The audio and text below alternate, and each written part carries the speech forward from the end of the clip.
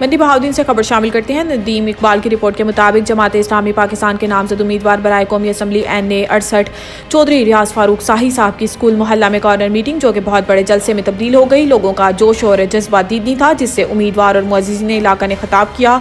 बोलता पंजाब न्यूज़ मंडी Bahauddin district bureau chief की report के मुताबिक मंडी बहाउद्दीन के इलाका स्कूल मोहल्ला एहसन नवाब हाफिज एहसन अहमद और उम्मीदवार बराए काउंसलर जमात इस्लामी स्कूल मोहल्ला अदनान कुरैशी की तरफ से उम्मीदवार हल्का NA 68 टिकट होल्डर चौधरी रियाज फारूक शाही साहब की कॉर्नर मीटिंग का शानदार एहतमाम किया गया, जो बाद में देखते ही देखते एक जलसा में तब्दील हो गया। इस मौका पर NA 68 टिकट होल्डर चौधरी रियाज फारूक शाही उम्मीदवार बराए कौमी असम्बली और इनके साथियों की आमद पर फूलों की पत्तियां निछावर करके और इनके गले में मालाएं पहनाकर शानदार इस्तकबाल किया गया। शानदार आतिशबाजी का मुजाहिरा किया गया।